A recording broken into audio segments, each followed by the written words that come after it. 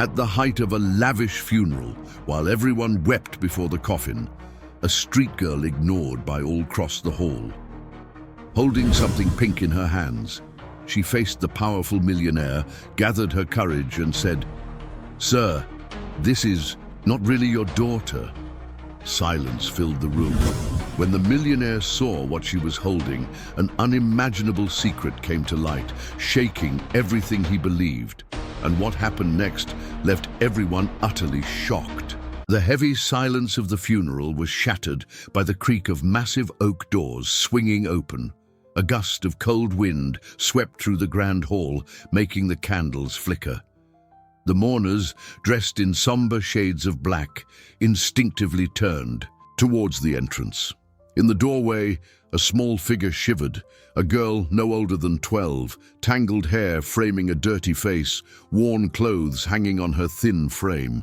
She clutched something to her chest, a pink stuffed bunny, as worn and dirty as its owner.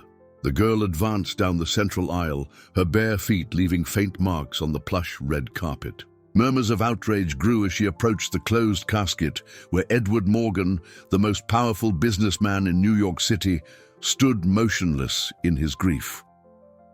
The head housekeeper, Mrs. Davies, was the first to react, moving quickly towards the intruder. But before she could reach her, the girl was standing before Edward. Her eyes, a deep, bright green, met his, red and swollen from crying. "Sir," her voice was surprisingly steady for someone so small and frail, "that's not your real daughter." The entire hall froze. Edward, who until then had kept his gaze fixed on the casket where his only daughter, 16-year-old Laura, supposedly lay, turned slowly to face the girl. His face, marked by days of suffering, transformed into a mask of astonishment as his eyes fell on the pink bunny. Where did you get that?" he asked, his voice hoarse from crying. The girl held the toy out to him. "Laura gave it to me. She said it was our secret." The buzz in the hall grew louder. Mrs. Davies finally reached the girl, gripping her arm firmly. "This is absurd. Mr. Morgan, don't listen to this. This street urchin, she must have stolen the toy." "Impossible," Edward murmured, his fingers trembling as he touched the bunny. "This bunny was in Laura's room. I saw it there last night before." His voice faltered. "You saw a bunny just like this one, sir?" the girl insisted, resisting the housekeeper's grip. "But it's not the same. Look at the stitching here." She turned the toy, revealing a small scar of red thread near the left ear. "Laura sewed that herself when it tore while we were playing in Central Park." Charles Thorne, Edward's former business associate and current interim CEO of the company, approached with heavy footsteps. "This is an outrage. Guards, get this girl out of here immediately." 2 security guards moved forward, but Edward raised a hand, stopping them. His eyes never left the little red patch on the bunny. That stitching Laura had learned to sew from her mother before she passed away. It was her little secret ritual, something she did when she was especially sad or worried. "How did you know my daughter?" Edward asked, his voice barely louder than a whisper. The girl opened her mouth to answer, but Thorne intervened. "Edward, for God's sake, your daughter is dead. The medical examiner confirmed it. Everyone confirmed it. Don't let this grifter tarnish Laura's memory." "She's not dead," the girl cried, tears starting to stream down her dirty face. "She asked me to find you. She said she had something important to tell you, but then... A sob cut her off. Mrs. Davies tightened her grip on the girl's arm. "That's enough. You're causing Mr. Morgan more pain." "Wait!" Edward stepped forward, his eyes fixed on the girl. "What else did Laura tell you?" Before the girl could answer, Thorne made a sharp gesture to the security guards. "Get her out of here, now!" The men grabbed the girl by the arms, dragging her towards the door. The pink bunny slipped from her grasp, falling at Edward's feet. The last thing he heard before the doors slammed shut was the girl's desperate cry. "Ask about the star-shaped scar," The one she has behind her right ear. Edward felt the world spin around him. The scar. No one outside the immediate family knew about that birthmark. His eyes turned back to the closed casket, a terrible doubt beginning to form in his mind. How could that girl possibly know? Edward remained motionless before the closed casket for long minutes after the girl had been removed. The pink bunny, in his hands, seemed to weigh a ton. His fingers mechanically stroked the little red stitching, while his mind reeled in a terrifying whirlwind of possibilities. "Mr. Morgan," Mrs. Davies' voice cut through his thoughts. "You can't listen to that. Girl, she's obviously trying to take advantage of your grief." He looked up at the housekeeper, who had served his family for over 2 decades. Her usually serene face was tense, her hands nervously twisting a black handkerchief. "Mrs. Davies," he murmured, "did you see the body?" The housekeeper hesitated for a split second. "Of course, sir. I helped prepare Laura for the funeral." "Then you can tell me if she has a birthmark behind her right ear?" The silence that followed was deafening. Mrs. Davies grew visibly pale, her lips trembling before she answered. "Her face was badly damaged in the accident, sir. And her hair, well, we arranged it to cover. You didn't see it." The realization hit Edward like a stone in his stomach. No one saw it. Charles Thorne approached again, placing a heavy hand on his friend's shoulder. "Edward, you're torturing yourself for nothing. The medical examiner confirmed the identity, the fingerprints." "I want to see my daughter," Edward declared suddenly, moving toward the casket. "No!" Mrs. Davies and Thorne cried out in unison, which only heightened his suspicion. "Why not?" Edward turned to face them, his voice trembling with suppressed anger. "Why can't I see my own daughter one last time?" "You requested the casket remain closed yourself, sir," Mrs. Davies reminded him gently. "You said you couldn't bear to see Laura like that." "I've changed my mind." Thorne cleared his throat, adopting his most professional tone. "As your lawyer and friend, Edward, I can't allow it. You're not in an emotional state." "Not in a state?" Edward laughed bitterly. "My daughter might be alive somewhere, and you want to stop me from finding out the truth?" The few guests still lingering at the wake began to draw closer, attracted by the argument. Edward felt their gazes of pity and concern, as if he were a man on the verge of madness. "Please," Mrs. Davies whispered, "think of what Laura would want. She would hate to see you like this." The words hit Edward like a slap. Laura, his sweet Laura, always worried about his well-being. Since his wife Helen's death 5 years ago, his daughter had become his only comfort, his anchor in the world. How could he bear the thought that maybe, his legs buckled and he had to lean on a nearby chair? The pink bunny still in his hands seemed to throb with a truth he feared discovering. "Where is the girl?" he asked, his voice almost unrecognizable.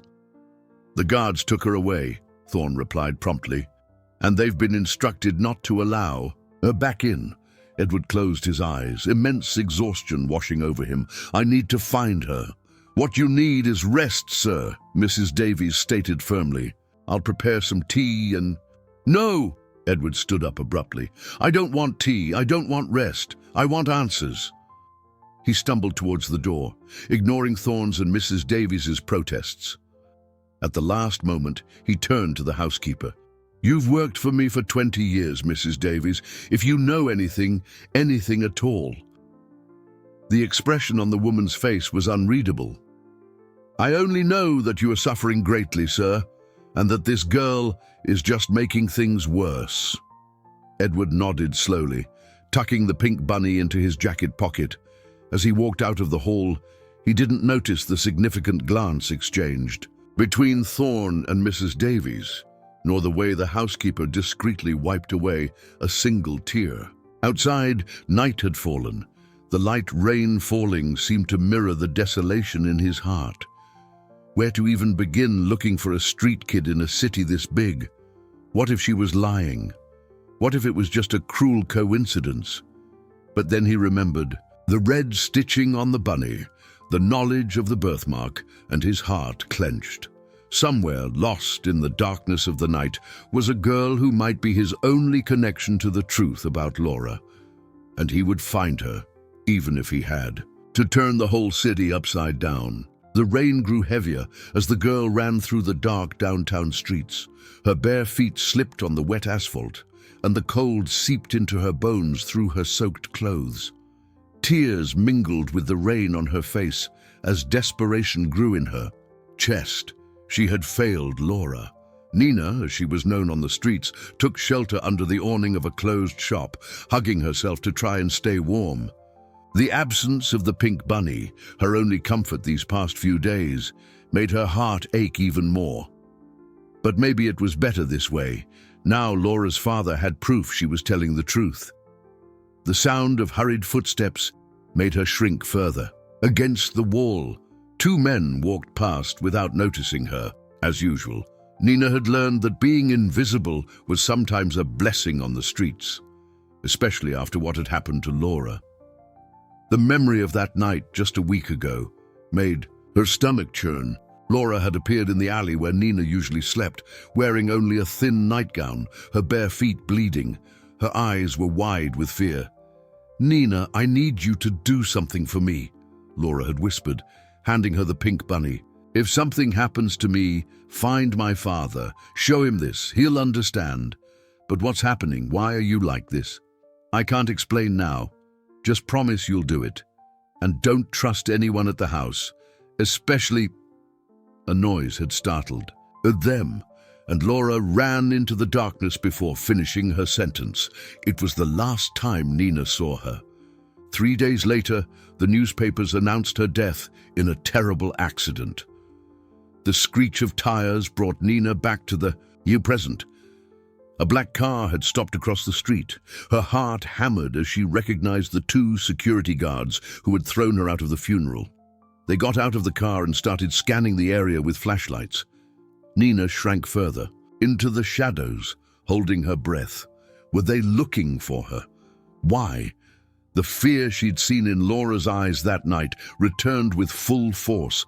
Something very wrong was happening. "The girl can't have gone far," one of the men said. "The boss wants her found before she causes more trouble. And when we find her, you know what to do. We can't let her talk to Morgan again." Nina felt the blood run cold in her veins. Slowly, she started to creep away, trying not to make a sound. Her heart pounded so hard she was sure they could hear it. Thunder cracked across the sky, making her jump. Nina lost her balance and knocked over a glass bottle on the ground.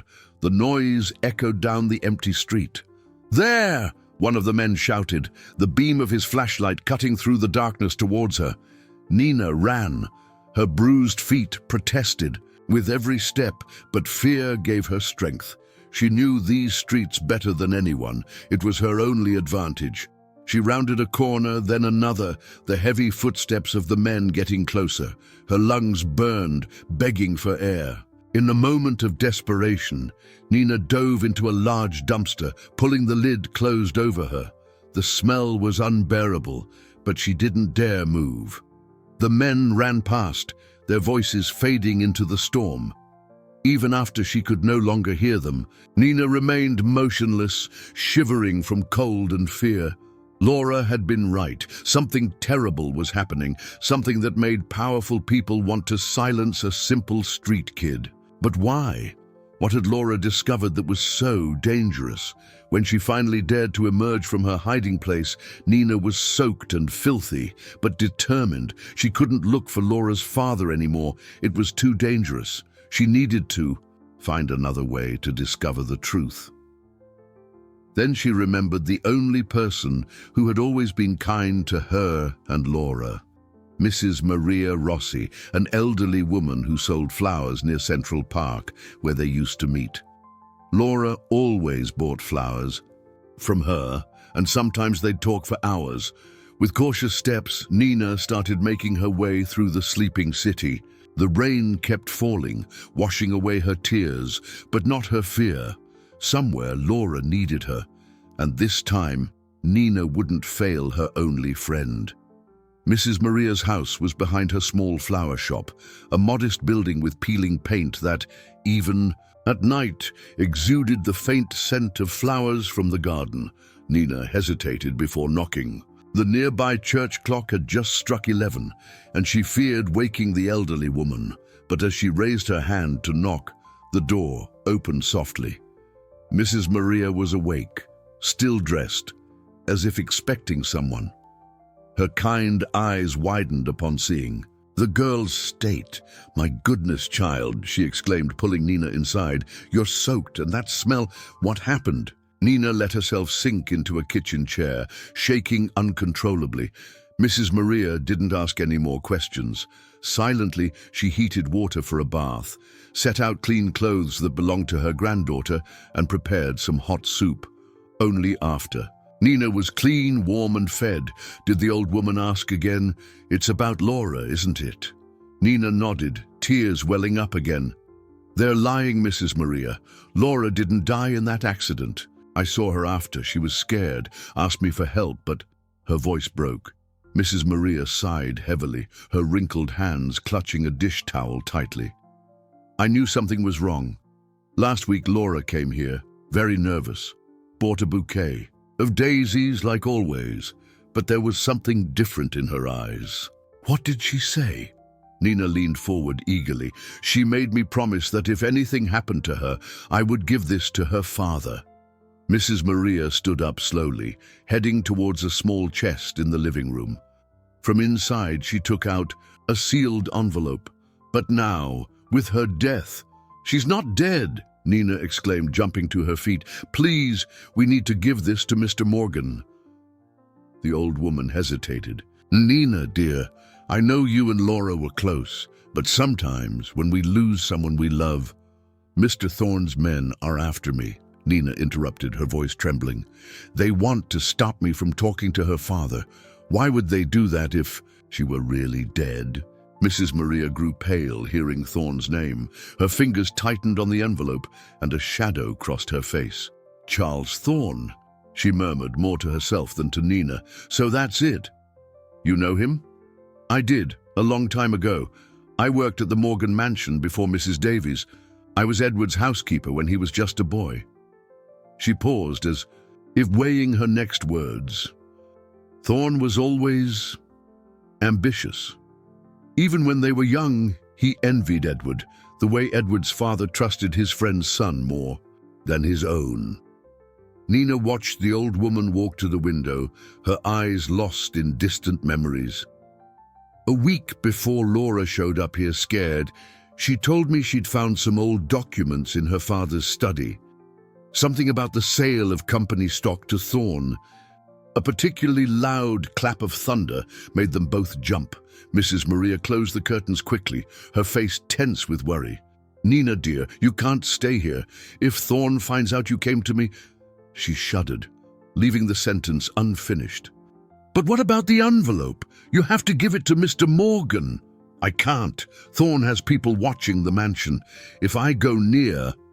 The old woman stopped suddenly, hearing something. "Did you hear that?" Nina froze. Heavy footsteps approached the house. Through the thin curtain she could see the beam of flashlights. "Quick!" Mrs. Maria pushed the envelope into Nina's hands and led her to the back door. "There's an abandoned shed near the church. Hide there. I'll try to distract them." "But go!" "And Nina..." The old woman held her face between her wrinkled hands. "If you manage to get this to Edward, tell him Maria Rossi still remembers the promise she made to his mother." Nina hugged Mrs. Maria tightly before disappearing into the rainy night. Her heart ached, leaving the old woman behind, but the envelope in her hands seemed to burn. It was her only chance to prove the truth. As she ran towards the church, she heard raised voices coming from Mrs. Maria's house. Nina clutched the envelope to her chest and forced herself to keep going. She couldn't look back. She couldn't fail. Not this time. Edward couldn't sleep. Sitting in his study in the mansion, he turned the pink bunny over in his fingers, examining every detail in the lamplight. The red stitching, so characteristic of Laura's handiwork, seemed to mock him. How had he not realized sooner that something was wrong? The phone rang, making him jump. Who would call at this hour? His heart raced as he answered. "Mr. Morgan." What? An elderly woman's voice, breathless, came through the line. "This is Maria Rossi." The name hit Edward like a punch to the gut. Maria, the former housekeeper who had practically raised him after his mother's death. He hadn't seen her in years, not since she'd retired to open a flower shop. "Maria, why are you calling so late?" Edward listened carefully. Her voice trembled. "Your daughter, the girl, was right. Laura isn't dead." The world seemed to stop. Edward clutched the phone so tightly his knuckles turned white. "How do you know? Where is Laura?" "I don't know where she is, but—" The sound of shattering glass interrupted Maria. Male voices sounded in the background. "Maria! Maria, what's happening?" "Don't trust Thorne," she managed to cry out before the line went dead. Edward stood paralyzed, the dead phone in his hand. His first impulse was to run to the flower shop, but then he realized he didn't know where Maria lived now. Why hadn't he kept in touch with the woman who had been like a second mother to him? The sound of footsteps in the hall alerted him. Quickly, he put the bunny away in a desk drawer and picked up some random papers, pretending to work. Mrs. Davies entered without knocking, carrying a tray with tea. "You need to rest, sir," she said softly, placing the tray on the table. "I brought some chamomile tea." Edward watched the housekeeper with new eyes. Mrs. Davies had replaced Maria when the latter retired. Thorne had recommended her personally. "Mrs. Davies," he began, taking the cup but not drinking, "do you remember Maria Rossi?" The housekeeper seemed to hesitate for a fleeting moment. "The former housekeeper? Of course, why?" "Laura visited her often, didn't she? To buy flowers?" "I couldn't say, sir. The girl went out walking in the park quite a bit." Mrs. Davies adjusted her shawl nervously. "You really should try to sleep, sir. These past few days have been very difficult." Edward stared at the tea in his hands, suddenly remembering something. Since Laura's supposed accident, Mrs. Davies had insisted on making tea for him every night. And after each cup, he slept deeply, waking up confused and lethargic. "You're right," he said, pretending to lift the cup to his lips. "I think I'll try to get some rest." Mrs. Davies smiled, but the smile didn't reach her eyes. "Excellent. I'll leave you alone then." As soon as the door closed, Edward poured the tea into a potted plant. His heart hammered erratically. Maria's words echoed in his mind. "Don't trust Thorne." But if he couldn't trust Thorne, he couldn't trust Mrs. Davies either. And if he couldn't trust Mrs. Davies, he was alone in the mansion, surrounded by people, potentially part of some conspiracy against his family. He opened the drawer and took out the pink bunny again. Laura used to sleep with it every night, since she was little. If she were really... No, he couldn't think about that. His daughter was alive somewhere, needing him, and now Maria was also in danger for trying to help him. A noise from the garden caught his attention. He approached the window cautiously and saw two men talking to Mrs. Davies near the back gate. Even in the dim light, he recognized the security guards who had thrown the girl out of the funeral. His throat tightened, seeing Mrs. Davies hand something to the men. It looked like an envelope. The three spoke in urgent tones, and Edward would have given anything to hear what they were saying. He stepped back from the window as the men started heading back to their car. His hands were shaking, and not just from anger. It was fear. Fear of what they might have done to his daughter. Fear of what they might still do. He picked up the phone again, trying to call Maria's flower shop. No one answered. The silence on the other end of the line sounded like a dark omen of what was to come. Nina huddled deeper in the dark corner of the abandoned shed, clutching the envelope to her chest. The smell of mold and rotting wood was suffocating, but she didn't dare move. Outside, the storm continued, and occasionally lightning flashes illuminated the interior through the broken planks. Her hands trembled as she opened the envelope. She knew she shouldn't, that it was for Laura's father. but she needed to understand why so many people were willing to harm an old woman over it. Inside, she found several sheets of paper. The first was a handwritten letter which she recognized as Laura's handwriting. "Dad, if you're reading this, something went wrong. Very wrong. I found documents in the study that prove Uncle Charles forged your signature on important contracts. He's been stealing from the company for years, but that's just the tip of the iceberg." Nina stopped reading, her heart pounding. Documents? What documents? She quickly flipped through the other papers. They were contracts, receipts, something that looked like a deed. Her eyes scanned the pages, but the words were too complicated for her to understand. A noise from outside made her freeze. Male voices were approaching. "The old woman swore the girl came this way," one man said. Nina felt tears stream down her face. Mrs. Maria had been forced to reveal her hiding place. Quickly, she folded the papers and hid them inside her shirt. "Let's check the shed," another voice ordered. The beam of a flashlight cut through the darkness through the cracks in the planks.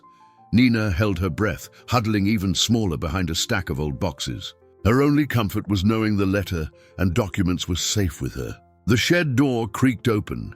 Heavy footsteps echoed on the wooden floor. "Thorne wants the girl alive," one of the men said. "We need to know how much she knows."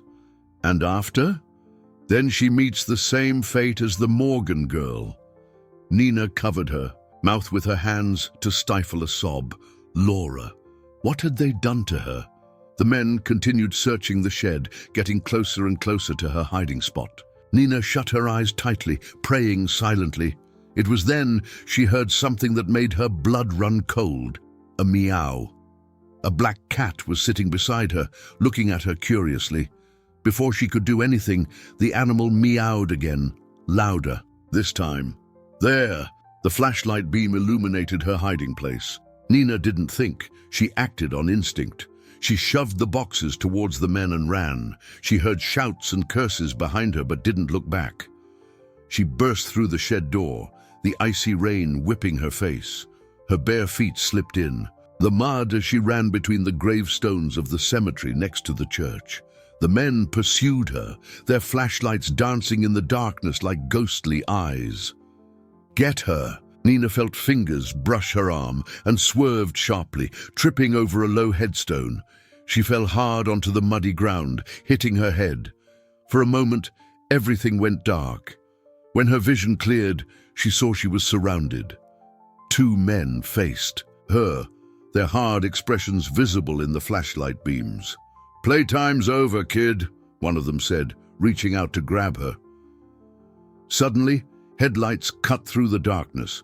A car had stopped on the street beside the cemetery, its high beams blinding the men. Nina heard a car door open. "Let her go!" a familiar voice thundered. Nina blinked, trying to see through the rain and the bright light. Her heart nearly stopped as she recognized the figure striding towards her. It was Edward Morgan.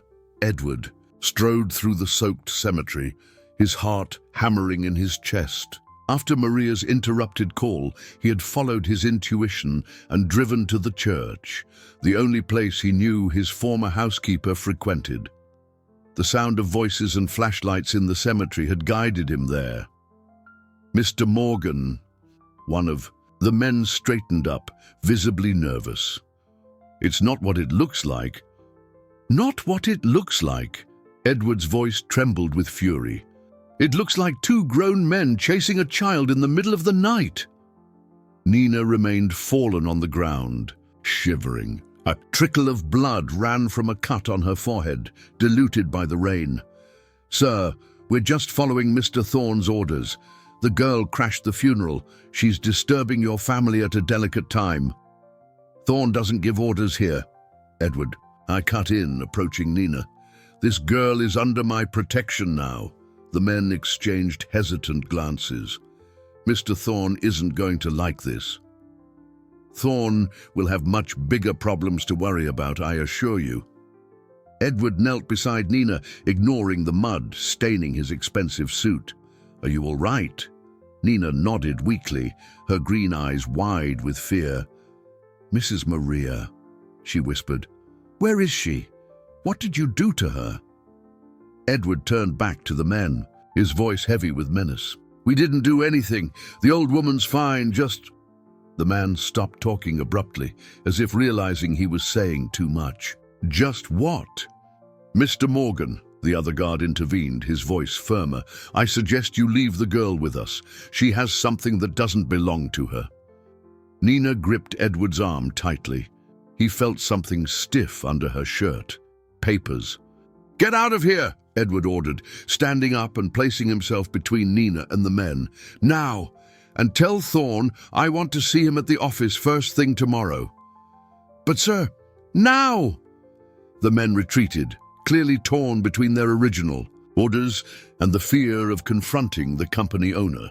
Finally, they turned and disappeared into the darkness. Edward waited until the sound of their footsteps faded before turning back to Nina. The girl was shivering violently, her lips starting to turn blue from cold. "Let's get out of this rain," he said softly, taking off his jacket and putting it over her shoulders. "My car is—" "No," Nina pulled away. "I can't go with you, Mrs. Davies. She's helping them. I saw her." Edward felt a lump in his throat. "I know. We're not going to the mansion. I know a safe place." Nina hesitated, studying his face in the dim light of the distant streetlights. "Laura talked about you a lot," she said finally. "Said that even though you were so busy, you always had time to listen to her problems. That she trusted you more than anyone else in the world." The words struck Edward like a dagger. How many times in the past weeks had he cancelled dinners with Laura due to meetings? How many of her problems had she tried to share, only to be interrupted by an important call? His voice failed him. "I failed her, didn't I?" Nina touched his arm gently. "No, you're here now, and Laura—" She swallowed hard. "Laura really needs you." "So she is alive?" Edward gripped the girl's shoulders, his eyes desperate for confirmation. "You saw her. Where is she?" "She was so scared." Nina started to cry. "She tried to tell me something important, but they found her first. And now Mrs. Maria is in danger too because of me." Edward hugged the girl instinctively, letting her cry against his chest. The faint scent of flowers coming from her, the same scent he'd noticed at Maria's house, confirmed her story. "I'll protect you," he promised, "and we'll find Laura together. But first we need to take care of that cut, and you need to tell me everything you know." Nina nodded against his chest. When she pulled back, her eyes were different, still scared, but with a glint of determination. "Laura left a letter," she said, pulling the crumpled papers from inside her shirt. "And documents. She wanted you to see them." Edward took the papers with trembling hands. Even in the dim light, he recognized his daughter's handwriting. His heart clenched. This could be the key to the whole mystery. Distant thunder made them jump, reminding them where they were. "Come on," Edward said, tucking the papers into the inner pocket of his shirt. "I know a discreet hotel downtown. We can read this calmly there." As they walked to the car, Edward couldn't help but notice how Nina limped slightly, her bare feet bruised from the chase. Once again, he felt a surge of anger. What kind of monsters hunted a child like this? But his anger quickly turned to fear. If they were capable of this with a street kid, what had they done to his Laura? The hotel room was simple but clean, located in a quiet downtown neighborhood. Edward had chosen a discreet place, where no one would think to look for them. Nina, now dressed in a hotel bathrobe several sizes too big for her, was sitting on the bed, her feet bandaged after Edward had carefully cleaned and treated the cuts. "Here," he said, handing her a mug of hot chocolate he'd ordered from room service. "It'll help you warm up." Nina accepted the drink with still trembling hands, blowing on the steaming surface before taking a small sip. It was the first time, in a long time, someone had taken care of her like this. Edward sat in a nearby armchair, the documents Nina had given him spread out on a small table. His eyes scanned Laura's letter, rereading every word as if he could extract more meaning from them. "Dad," he read. Aloud, his voice thick with emotion. "If you're reading this, something went wrong. Very wrong. I found documents in the study that prove Uncle Charles forged your signature on important contracts. He's been stealing from the company for years. But that's just the tip of the iceberg." Edward paused, his hands trembling slightly. Nina watched as he took a breath and continued. "I discovered something terrible. Thorne isn't who he says he is. The documents I found show he altered his past, changed records. He had an unhealthy obsession with our family long before you met him. Mrs. Davies helped him get close to us. She's his sister, Dad. They planned everything for years." "Sister?" Edward let the letter fall, his face pale. "Mrs. Davies and Thorne are siblings?" Nina hugged her knees to her chest. "Laura told me she found out by accident. Heard Mrs. Davies talking to him late one night, calling him brother. That's when she started digging." Edward picked up another document from the table, an old birth certificate. "Charles and Regina Thorne," he murmured, reading the names. "Children of..." His voice broke. "My God, the driver." "What driver?" Nina asked softly. "The driver who was driving the car when my parents had their accident 30 years ago." Edward ran his hands over his face, seeming to age years in seconds. He was blamed for it. Died in prison a few months later. "Laura found that out too," Nina said, placing the empty mug on the nightstand. "She told me she found old newspaper clippings in Mrs. Davies' room. The housekeeper kept everything about your family, from before she was even born." Edward continued reading the letter, his voice growing increasingly tense. "Dad, they want revenge. Thorne blames our family for his father's death, for the ruin that fell upon them. They spent years planning, getting closer, earning our trust. Now they want to destroy everything you have, but not just that. They want you to suffer like they suffered." "That's why they faked her death," Nina added softly. "So you'd feel the same pain they felt losing their father." Edward stood up abruptly, pacing the room like a caged animal. "Where is she, Nina? Where did they take her?" "I don't know," Nina answered, tears streaming down her face. "The last time I saw her, she was so scared. Said she'd discovered something. Even worse, something about your wife's death." Edward stopped abruptly, as if he'd received an electric shock. "What did you say?" "Laura mentioned your wife, Helen. Said her death might not have been an accident, but she couldn't tell me anymore. That's when they found her." A sharp sound cut the silence. Edward's cell phone. He looked at the screen, his face hardening, as he saw Thorne's name. "Answer it," Nina whispered. "They can't know we're together." Edward nodded, taking a deep breath before answering. "Charles?" "Edward, where are you?" Thorne's voice sounded concerned. "Mrs. Davies said you left without a word. We're all very worried." "Needed to be alone," Edward replied, keeping his voice steady. "I'm staying out tonight." "I understand, my friend, but don't you think you should come home? You shouldn't be alone at a time like this." Nina watched Edward close his eyes tightly, as if every word of Thorne's false concern was a stab. "I'll be at the office early tomorrow," he said finally. "We have a lot to discuss." There was a pause on the other end of the line. When Thorne spoke again, his voice had a different, almost imperceptible edge. "Of course, my friend. I'll be waiting." Edward hung up the phone and tossed it onto the table beside the documents. His hands shook with suppressed rage. "What are we going to do?" Nina asked quietly. "First, we need to find Maria," Edward answered, forcing himself to be calm. "She could be in danger, then..." He picked up Laura's letter again, his eyes fixed on the last lines. "Then we'll find out what happened to my daughter, and Thorne will pay for every second of suffering he caused her." Lightning illuminated the room through the thin curtains, casting shadows on the walls. On the street below, a car passed slowly, its headlights sweeping the hotel facade. The flower shop was dark when Edward and Nina arrived just before dawn. The rain had lessened to a fine drizzle, and the cold pre-dawn air made Nina shiver. Even bundled in clothes Edward had bought for her at a 24-hour convenience store. "Are you sure you don't want to stay at the hotel?" Edward asked for the third time. Nina shook her head. "I need to know if Mrs. Maria is okay, please." Edward nodded, understanding. They approached the back door cautiously, where Nina had been hours before.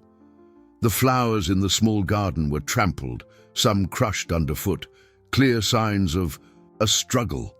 Edward's heart went cold, seeing the door slightly ajar. "Stay behind me," he whispered, pushing the door open slowly. The inside of the house was ransacked. Furniture overturned, a broken cup on the kitchen floor, a puddle of water near the sink. Nina let out a muffled sob, seeing the state of the place. "Mrs. Maria," Edward called out, his voice echoing in the empty house. "Maria, are you here?" Only silence answered. Nina moved forward through the kitchen, her eyes wide, fixed on something on the floor, a dish towel stained red. "No," she murmured, falling to her knees. "It's my fault. She tried to protect me, and now—" "It's not blood," a weak voice came from the pantry. "I spilled the strawberry syrup." "Mrs. Maria!" Nina ran to the pantry door, where she found the elderly woman sitting on the floor, leaning against the wall. Her face was bruised, a bruise forming near her right eye, but she was alive. Edward knelt beside her. "Maria, my God, who did this?" "Your friend Thorne's men," she answered bitterly. "They wanted to know where the girl had gone. She coughed. "I didn't say anything, but they found the empty envelope." "We need to get you to a hospital," Edward began. But Maria stopped him with a gesture. "There's no time. Laura, she's in greater danger now." The old woman gripped Edward's hand with surprising strength. "Thorne found out she knew about your wife, Edward. About how Helen really died." Edward felt the air leave his lungs. "What are you talking about? Helen died in a car accident. It wasn't an accident," Maria interrupted, her voice trembling. "Helen discovered the truth about Thorne, about your parents' accident. She found proof it wasn't the driver's fault." Nina watched the scene silently, her hands gripping Maria's arm as if afraid the old woman might disappear. "How do you know this?" Edward asked, his voice barely a whisper. "Helen came to me a week before she died. She was frightened, said she needed to tell you something important, but before she could—" Maria closed her eyes, tears running down her bruised face. "The day we arranged to talk, she had the accident. I knew something was wrong, but I had no proof. Then Laura showed up here last week with the same documents her mother had found." Edward stood abruptly, stumbling as if he'd taken a blow. His entire life for the past 30 years had been a lie. Thorne, his supposed best friend, the man he trusted most after his parents' deaths, had— "Where did they take her?" he asked, his voice now laced with controlled fury. "Laura," Maria hesitated. "She mentioned a place before she disappeared. Said she'd found something at the old company warehouse, the one that was shut down after Helen's accident." "Warehouse 23. Edward frowned. "But it's been abandoned for years." "It's not," Nina interjected suddenly. "Laura showed me once. People go there at night. She saw lights, movement. Maria tried to stand, but her legs gave way. Edward, you can't go there alone. Thorne has people everywhere. If he finds out—" "He already knows," Edward answered darkly. "Yesterday's call, he realized something was wrong." He turned to Nina. "Can you stay with Maria? I need you to take her somewhere safe." Nina shook her head vehemently. "I'm going with you. I know the warehouse better than anyone. Laura," her voice faltered, "Laura might need me. It's too dangerous." "More dangerous to go alone," Maria interrupted. "Take the girl. She knows the ways Thorne doesn't." The old woman took something from her apron pocket, an old key. Helen gave me this before she died. Said it was important, but I never knew. What for? Edward took the key, feeling its weight in his palm. Another secret his wife had tried to reveal before being silenced. And you? Nina asked Maria, reluctant to leave her. I have a sister who lives nearby. I can get there. The old woman held Nina's face in her hands. Find Laura, bring our girl back. The sky was beginning to lighten when Edward and Nina left Maria's house. On the horizon, dark clouds still hung over the city like an omen of what was to come. Warehouse 23 rose up like a ghostly shadow against the morning sky, its rusted metal. Walls telling stories of years of neglect. Nina led Edward through a narrow passage between two abandoned buildings, avoiding the main entrance where a security camera still functioned. Laura found this way, Nina whispered, pointing to an almost invisible opening in the side of the warehouse. She used to come here whenever Thorne showed up at the house, said she needed to understand why he spent so much time in this place. Edward felt his heart clench. How many times had his daughter tried to investigate alone while he was too busy with meetings to notice her fears? The opening led to a narrow corridor, lit only by the dim light filtering through gaps in the ceiling. The smell of mold and old metal was suffocating. Nina walked ahead, her steps surprisingly silent despite the new shoes. Something strange, she murmured, stopping suddenly. It's different. Different how? The smell, Nina wrinkled her nose. It smells like flowers. Edward inhaled deeply and smelled it. And a soft, familiar scent. His stomach churned as he recognized it. It was the same perfume Helen used to wear, the same one Laura had started wearing in her memory. A metallic clang echoed somewhere ahead, making them both freeze. Nina, instinctively, grabbed Edward's hand. Someone's here, she whispered. They advanced a few more feet until they reached a metal door. Edward took the key Maria had given him from his pocket. His hands trembled as he fit it into the lock. The key turned smoothly, as if it had been used recently. The inside of the room was surprisingly organized. Files lined shelves, an old computer sat on a desk and on the walls. Edward felt his blood run cold. On the walls were photos, dozens of them. Photos of him, of Helen, of Laura. Photos of his parents, all connected by red lines, forming a macabre web.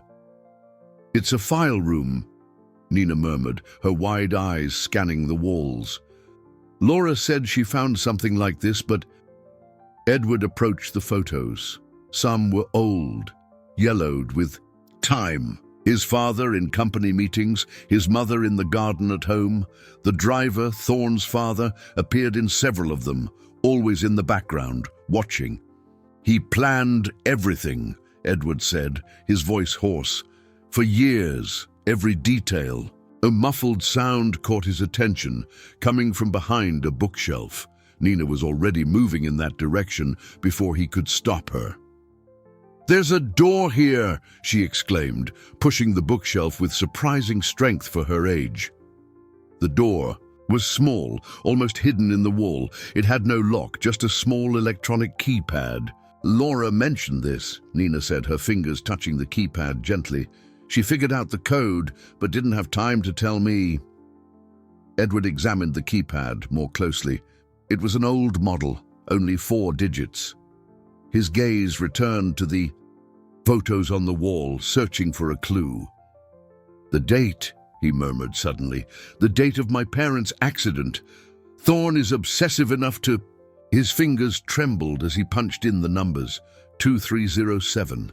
The keypad emitted a soft beep and the door clicked open. The scent of flowers grew stronger. The door opened onto stairs leading down into darkness. Dad? The weak voice, almost unrecognizable, made Edward's heart stop. Nina let out a muffled sob. Laura! Edward called out, his voice trembling. Don't come down! Laura's voice sounded more urgent now. "It's a trap! He's—" A metallic clang cut Laura off. Edward and Nina turned just in time to see the main door to the rooms slam shut. "What a touching scene!" Thorne's voice sounded through a hidden speaker. The family finally reunited. "Charles, you bastard!" Edward lunged for the door, but it was locked. "Not yet, my friend." Thorne's voice held an almost amused tone. "First, you need to understand. You need to feel what I felt. The pain of losing everything, of watching your family destroyed while the guilty parties go on living their perfect lives. Laura has nothing to do with this. Just like my father had nothing to do with your father's dirty dealings, Edward. But he was the only one who paid, the only one to die in prison, convicted of a crime he didn't commit." Nina had moved closer to the stairs, her eyes fixed on the darkness below. "Something's wrong," she whispered. "The smell, it's getting stronger." Edward felt panic rise in his chest, recognizing the sickly, sweet odor now filling the room. It wasn't just perfume, it was gas. "Thorne, don't do this." Thorne's laughter echoed from the speakers. "It's already done, my friend. In a few minutes the gas will fill the entire sublevel, and you'll have to choose. Try to save your precious daughter, or protect the little street rat who risked so much for her." "There isn't time to save them both." A muffled cry came from the darkness below. "Laura, Dad, no! He wants you to come down. There are explosives." Laura's voice was cut off by a coughing fit. Nina took a step towards the stairs, but Edward held her back. The gas continued to rise, its smell getting stronger. Edward could hear Laura's labored breathing in the dark, Nina's stifled sobs beside him. And then, for the first time in his life, Edward Morgan didn't know what to do. The gas crept slowly up the stairs, its sweet haze making the air heavier and heavier. Edward held Nina tightly, his brain working frantically for a solution. Below, Laura's coughing grew weaker by the minute. "Let me go," Nina whispered, trying to pull free. "I can get to her. I'm small. The gas takes longer to affect me." "No," Edward and Laura said at the same time. "Dad," Laura's voice sounded weaker now. "There are explosives in the walls. He wants you to come down. He'll detonate everything." Edward looked around the room desperately. The photos on the walls seemed to mock him. 30 years of Thorne's obsession and planning, culminating in this cruel moment. "Charles," he tried again, "you want revenge? Let me come down alone. Let the girls go." "Thorns." Laughter echoed from the speakers. "Noble as always, Edward, but no, I want you to feel what I felt, the helplessness, the desperation of not being able to save the one you love." Nina started to cough, the gas now reaching the level where they stood. Edward pulled her closer to the door, where the air was still clearer. It was then he noticed something, a small sliver of light coming from a gap in the wall near the floor. The air seemed to be moving towards it. "A ventilation duct," he murmured. "What?" Nina asked between coughs. "The gas. It's being pumped from somewhere. There must be a ventilation system." Edward knelt, examining the wall. The metal was old, rusted in places. His hands found a small grate almost at floor level. "Nina," he whispered, "could you fit through here?" The girl's green eyes widened in understanding. "Yes, but—" "Laura," Edward called out, trying to keep his voice steady. "Can you see anything down there? Any panel equipment?" A moment of silence, broken only by his daughter's ragged breathing. There's a machine near the wall. Red lights. The gas system," Edward concluded. He turned back to Nina. "I need you to be very brave now." "No," Laura protested weakly. "Nina, don't come. It's dangerous." But Nina was already kneeling beside Edward, her eyes determined despite the visible fear in her face. "The duct should lead down there," Edward explained quickly. "If you can get to the machine and shut it off." "Dad, no!" Laura's voice was choked with tears. "He'll blow everything up." "Not if he can't see what's happening," Edward countered. He raised his voice. "Thorn, still there?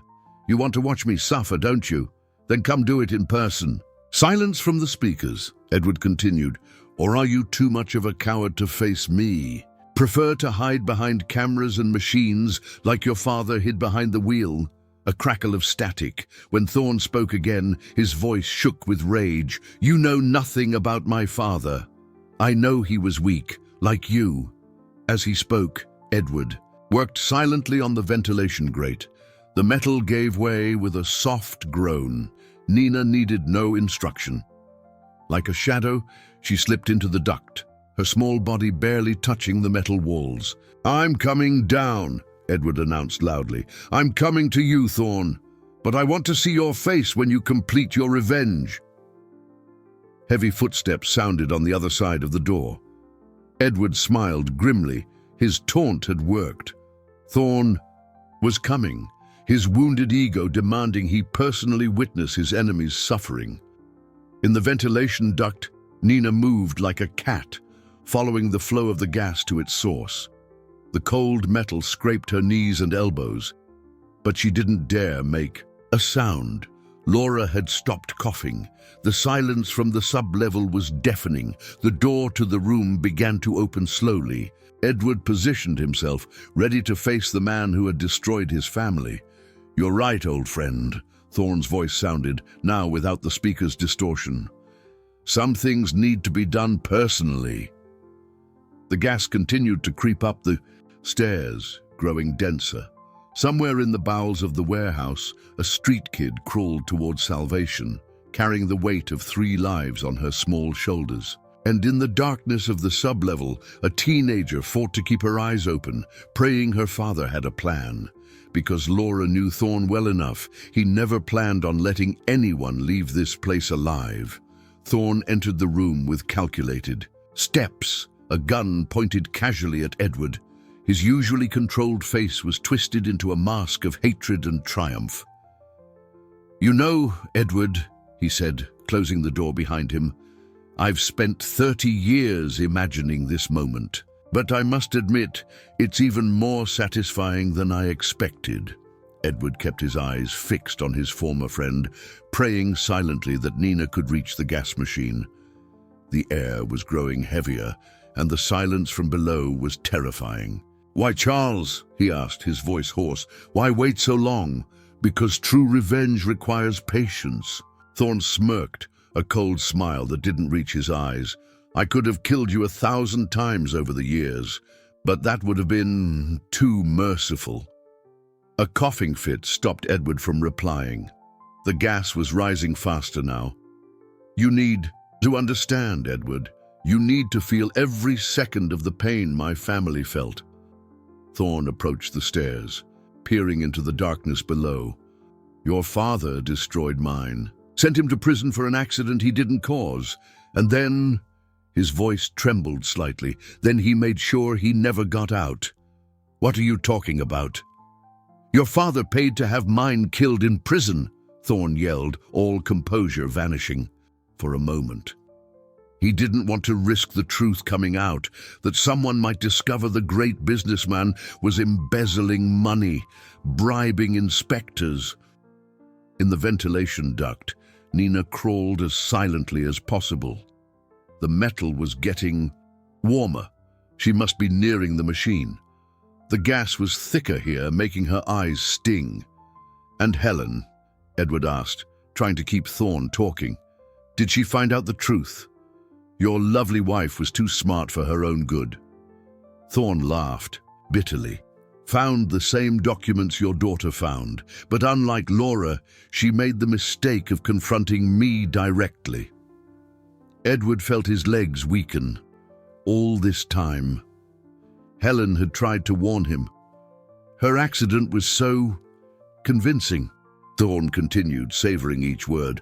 "No one questioned it, not even you, so destroyed by grief you could barely take care of your own daughter. That's when Mrs. Davies came into the picture, the perfect housekeeper, always so devoted.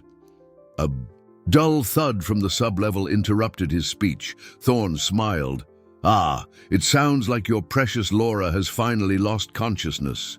The gas works fast, you know. First the dizziness, then the weakness." He checked his watch. "I'd say she has 5 more minutes, tops." "Charles, please," Edward begged, his vision starting to blur. "She's just a girl. She has nothing to do with this."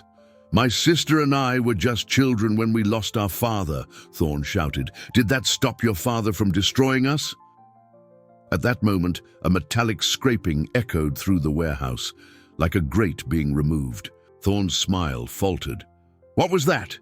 Edward coughed violently, trying to distract the other man, but Thorne was already moving towards the stairs, his gun now aimed downwards. "Impossible," he murmured. "The street kid. She..." A sharp hiss cut through the air, followed by the sound of metal striking metal.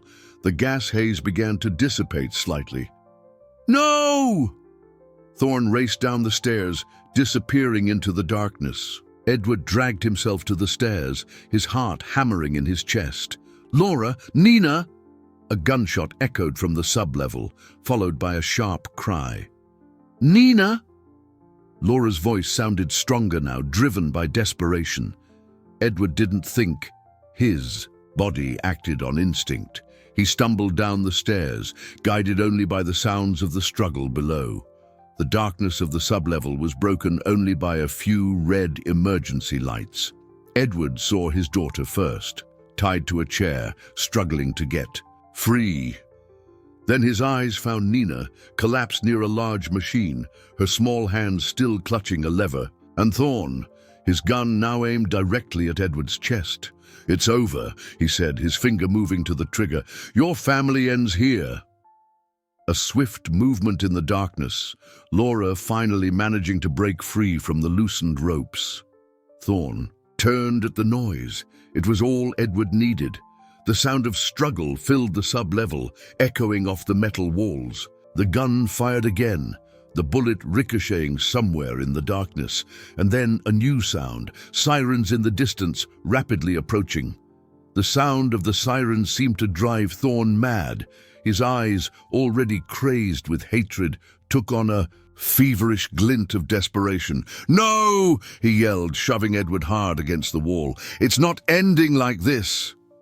His free hand reached into his pocket for a small remote control. Edward felt his blood run cold as he recognized the device. "The explosives," he murmured. "Dad!" Laura cried, trying to stand from the chair but stumbling, still weak from the gas. "If I'm going down," Thorne snarled, "I'm taking all of you. With me." But before his finger could press the button, a small figure emerged from the shadows. Nina, whom everyone thought was unconscious, grabbed Thorne's arm with all the strength she could muster. "Laura!" she yelled, her voice weak but determined. "The remote!" Laura understood immediately. Even stumbling, she lunged forward, her hands closing around the remote just as Thorne wrestled free from Nina, throwing the girl against the gas machine. The remote slipped from Thorne's fingers, skittering across the sub-level floor. "You little vagrant," he roared, turning towards Nina, gun raised. Edward seized the distraction to attack. Years of pent-up anger, of suffocated pain, exploded in a single movement. His fist connected brutally with Thorne's face, sending him staggering back. The gun fired, the bullet hitting one of the gas pipes on the wall. A sharp hiss filled the air. "The gas!" Laura screamed. "It's going to blow!" The sirens were closer now. Voices could be heard upstairs. Thorne recovered from the blow, blood dripping from his nose. His eyes found the remote, lying just a few feet away. In the same instant, Edward saw Nina crawling towards the device. "No!" Both men yelled in unison, diving for the remote. Laura finally got her legs under her and ran to help Nina, who seemed to have twisted her ankle in the fall. "Down here!" a deep voice echoed from the top of the stairs. "There are people down here!" Thorne reached the remote first, his fingers closing around the device with a triumphant smirk. Edward threw himself on top of him, the two men rolling across the floor in a desperate struggle. "Dad!" Laura cried, supporting Nina. "The pipe! It's leaking a lot of gas!" The smell was becoming overpowering. Sparks began to jump from where the bullet had struck the pipe. "Get out of here!"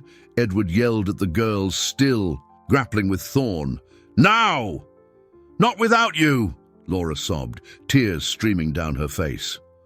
Thorn managed to break free from Edward for a moment, raising the remote.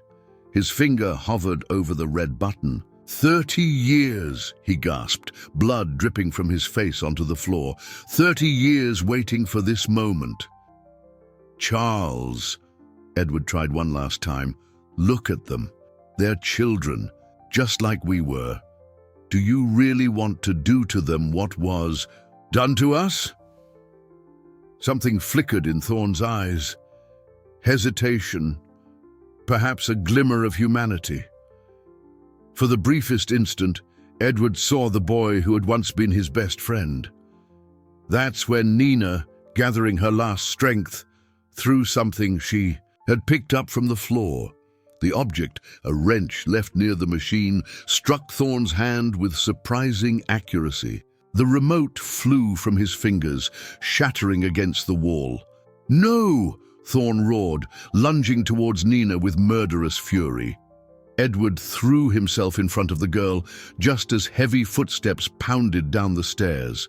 Powerful flashlights cut through the sub-level darkness. "Police! Freeze!" Thorn froze, his eyes rapidly scanning the scene, the intensifying sparks from the gas pipe, the police officers descending the stairs, Edward shielding the two girls. His face twisted into a final, bitter smile. "You didn't win, Edward," he said softly. "You'll never forget that I was the one who destroyed your perfect family." Then, before anyone could stop him, Thorn pulled a box of matches from his pocket. "Everyone out!" a police officer yelled. "The gas is gonna—" The sound of the explosion swallowed the rest of his words. The world was pain and darkness. Edward fought to open his eyes, each breath sending waves of agony through his body. Distant voices shouted orders, sirens wailed, and somewhere nearby someone was crying. "Dad?" Laura's voice sounded muffled as if from far away. "Dad, please, wake up!" He forced his eyes open. His daughter's face was covered in soot, but her eyes were alive, bright with tears and worry. "Laura," he tried to move, but gentle hands stopped him. "Don't move, sir," a professional voice instructed. "The ambulance is on its way." Slowly, the fog in his mind began to clear. They were outside the warehouse, lying on the sidewalk. The building behind them was partially destroyed, flames still licking its rusted walls. "Nina," he murmured, suddenly remembering. "Where's Nina?" "Here," a small voice answered. The girl was sitting beside Laura, her face also smudged with soot, a makeshift bandage on her forehead. "The officer pulled us out just in time." Edward closed his eyes, letting relief wash over his pain for a moment. They were alive. His girls were alive. "Thorn?" he asked, though he already knew the answer. Silence was his reply. Laura squeezed his hand, and he felt something wet land on his face, her tears. He didn't try to get out," she said softly. "When he threw the match, he just stood there smiling like he'd finally finished his mission," Nina completed, her voice trembling. A paramedic approached, starting to examine Edward. More sirens approached, more ambulances, more police cars. "Mr. Morgan." A police officer came over, his uniform covered in dust. "We found something you need to see." Edward tried to sit up, ignoring the paramedic's protests. The officer held a charred file folder recovered from the office upstairs. "These are records," the officer explained, handing over the folder. "Decades of surveillance, detailed plans. Thorn documented everything." With trembling hands, Edward opened the folder. Photos, newspaper clippings, documents. The complete history of Thorn's obsession, his meticulously planned revenge. "He confessed everything," Laura said quietly. "These past few weeks, when he held me captive, he'd talk for hours about his father, about how your father destroyed their family." She hesitated. "About Mom." Edward felt his heart clench. "Mrs. Davies, already in custody," the officer informed him. "It was Mrs. Rossi's neighbors who alerted us. The old woman managed to get to her sister's place and call the police." Nina let out a small sob of relief, hearing Mrs. Maria was safe. A second ambulance arrived and more paramedics moved to examine the girls. Laura refused to let go of her father's hand, and Nina stayed close, as if afraid they might disappear if she moved away. "We need to get you all to the hospital," one of the paramedics insisted. Edward nodded weakly, allowing them to help him up. His body ached, but the physical pain was almost welcome. It meant he was alive, that he could feel, that he was here with his daughter. As he was helped into the ambulance, his gaze caught one last image of the burning warehouse. Somewhere inside, buried under rubble and decades of hatred, lay the body of the man who had once been his best friend. "Dad," Laura called softly from beside him, still holding his hand. "It's over, isn't it?" Edward looked at his daughter, so strong, so brave, after everything she had been through. Then he looked at Nina, the small street kid who had risked everything to save a friend. "Yes, sweetheart," he answered, his voice hoarse. "The bad part is over." But as the ambulance pulled away from the scene, sirens now silent, Edward knew another journey was just beginning. A journey of healing, of rebuilding, of learning to trust again. And looking at the two girls beside him, he knew he wouldn't be making that journey alone. 3 months had passed since the explosion at Warehouse 23. The garden of the Morgan estate, once silent and somber, was now full of life and color. Newly planted roses scented the afternoon air, and the sound of youthful laughter echoed among the trees. Laura sat on a wooden bench, watching as Nina showed Mrs. Maria how to use a new smartphone. The elderly woman, recovered from her injuries that terrible night, had moved into a small, comfortable cottage on the estate grounds, a gift from Edward as thanks for her loyalty and courage. "But isn't it very complicated?" Mrs. Maria asked, her wrinkled hands holding the device with excessive care. "Not at all," Nina replied, her green eyes shining with joy. "You just swipe your finger like this, see?" Laura smiled, still marveling at her friend's transformation. Nina, now officially a Morgan, had blossomed over the past few months. Her clothes were no longer worn and dirty, her body no longer marked by hunger, but her eyes held the same strength, the same determination that had driven her to fight so hard to save a friend. The sound of footsteps on the grass made Laura turn. Edward approached, carrying a tray with lemonade and cookies, Mrs. Maria's favorites, which Nina now made sure to prepare every afternoon. "How was the meeting, Dad?" Laura asked, noticing he seemed lighter, less burdened by the weight of the secrets that had haunted their family for so long. "Good," he replied, placing the tray on the small garden table. "The transition at the company is almost complete. The new board of directors is doing a great job. After Thorne's death and Mrs. Davies' arrest, many truths had come to light.